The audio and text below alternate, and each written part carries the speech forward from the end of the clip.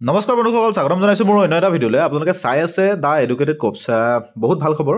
অসম পুলিচৰ 2024 বৰ্ষৰ এইটো প্ৰথম ভেকেঞ্চি 269 নাম্বাৰ্ছ অফ ভেকেঞ্চি আহিছে। টোটেল পষ্ট আছে 269। ইয়াৰে দৰমহা হ'ল আপোনাৰ 14,000 পৰা 60,500ৰ। টোটেল ইয়াৰ গ্ৰেড পে'টো হ'ল 5,600 পে'বেণ্ডৰ। পষ্টটো কিহৰ পৰা আহিছে গম পায়নে? Recruitment for 269 post of constable grade 3 under directorate of civil defence and home guards. মানে এইটো আপোনাৰ চিভিল ডিফেন্স আৰু হোমগাৰ্ডৰ ফালৰ পৰা আহিছে। 269 269টা ভিডিঅ'।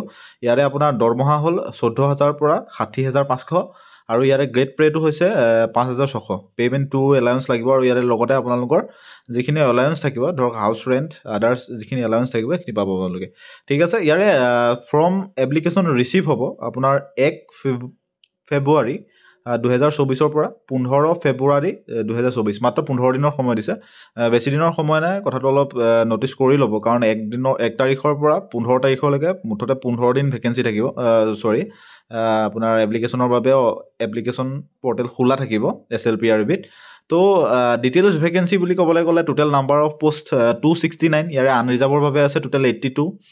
OBC MOBCৰ বাবে আছে 64টা পোষ্ট আৰু SCৰ বাবে আছে টোটেল 17টা পোষ্ট আৰু ST প্লেনৰ বাবে আছে 24টা আৰু ST হিলছৰ বাবে 77। বাবৰে, ST হিলছৰ বাবে 77 টোটেল নাম্বাৰ অফ পোষ্ট আছে। 264 ইয়াতে আছে।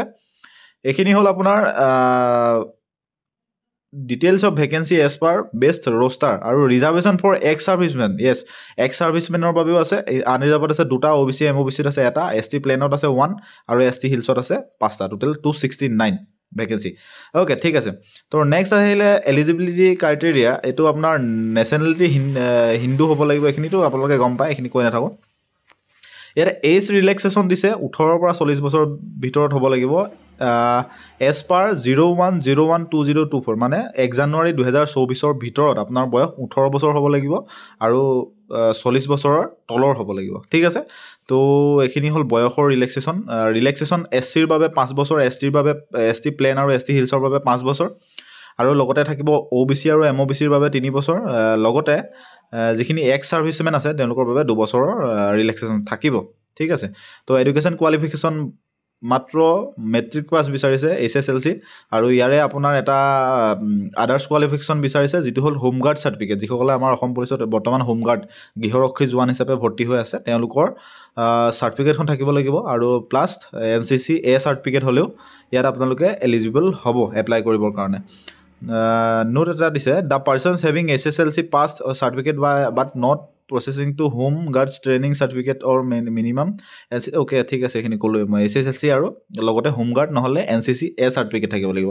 ইয়াৰে ফিজিকেল ষ্টেণ্ডাৰ্ড টেষ্টটো হ'ল জেনেৰেলৰ বাবে 162.56 cm আৰু ST প্লেন আৰু ST হিলছৰ বাবে 160.02, জেনেৰেল OBC MOBC SCৰ বাবে 162.56 আৰু চেষ্টটো আপোনালোকে জানেই। ST হিলছৰ বাদে গোটেইকেইটা কাষ্টে 80 চেণ্টিমিটাৰ নৰ্মেল হ'ব লাগিব, 85 এক্সপাণ্ডেড হ'ব লাগিব আৰু ST হিলছে অনলি 78, খুব 2 চেণ্টিমিটাৰ, বহুতখিনি ডিফাৰেঞ্চ আহি যাব। 2 চেণ্টিমিটাৰৰ ST হিলছৰ কম হ'লেও চলি যাব, 83 চেণ্টিমিটাৰ এক্সপাণ্ড হ'লে হ'ব লাগিব। মেডিকেল টেষ্টত জানে কি চাব, আপোনাৰ চকু চাব, আই ভিজন চাব, ডিষ্টেঞ্চ ভিজন চাব, কালাৰ ব্লাইণ্ড চাব, আপোনাৰ ভেহিকলছ ভেন চাব, এইখিনি আপোনালোকৰ চাই ল'ব। এপ্লাইৰ প্ৰচেছটো গম পালে 1 ফেব্ৰুৱাৰীৰ পৰা 15 ফেব্ৰুৱাৰীলৈকে এপ্লাই প্ৰচেছ চলি থাকিব। তো পাছপৰ্ট, ইয়াতে এটা ইম্পৰ্টেণ্ট পইণ্ট আছে, the photograph must have been taken after 1 January of 2024 আগত ফটোখন মানে ভিতৰত আপোনাৰ ফটোখন তোলা হ'ব লাগিব। ঠিক আছে, বাকী চাই ল'ব এইখিনি। কাষ্ট চাৰ্টিফিকেট দিছোঁ, অ'কে, চৰি, একো নাই, এইখিনি হৈ যাব। তো ফিজিকেল ষ্টেণ্ডাৰ্ড টেষ্টটো কেনেকুৱা হ'ব, কি হ'ব, এইখিনি অকণমান মই কৈ দিছোঁ।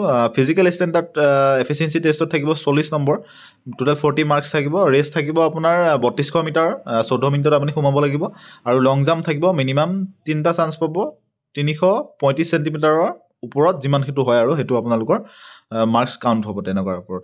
তো ইয়াতে মেলৰ বাবে এইখিনি আৰু ফিমেলৰ বাবে হ'ব তোমাৰ আপোনাৰ 1600 মিটাৰ্ছ ৰানিং আৰু 8 মিনিটত সোমাব লাগিব আৰু লং জাম্প হ'ল আপোনাৰ 244 চেণ্টিমিটাৰ, 3টা চান্স পাব একে। তো এইখিনি গোটেইখিনি আপোনালোকে চাই ল'ব একবাৰ। মই ইয়াৰে PDF টো আপোনাৰ গাঁঠি দিম লগত। NCC C certificate 5 number NCC B চাৰ্টিফিকেটৰ 3 number এইখিনি আপোনালোকে চাই ল'ব লগতে 5 নম্বৰৰ অৰেল আৰু ভাইভা ভইচ থাকিব এইটো আপোনালোকৰ বাবে গুৰুত্বপূৰ্ণ ফাইনেল মেৰিট লিষ্টখন তৈয়াৰ হ'ব ফিজিকেল এফিচিয়েঞ্চি টেষ্টত 40 নম্বৰ ৰিটেন টেষ্টত 50 মাৰ্কছ NCCত 5 মাৰ্কছ অৰেল ভাইভা ভইচত 5 মাৰ্কছ টোটেল 100 মাৰ্কছৰ এটা ফাইনেল মেৰিট লিষ্ট ইয়াৰ দ্বাৰা নিৰ্ধাৰিত হ'ব ঠিক আছে তো টোটেল ভেকেঞ্চি আছে 269 এপ্লাইৰ বাবে মাত্ৰ 15 দিন সময় দিছে এইখিনি আপোনালোকে চাই 15 দিনৰ ভিতৰত এপ্লাইটো কৰি লওক তেতিয়াহ'লে bye bye good night thank U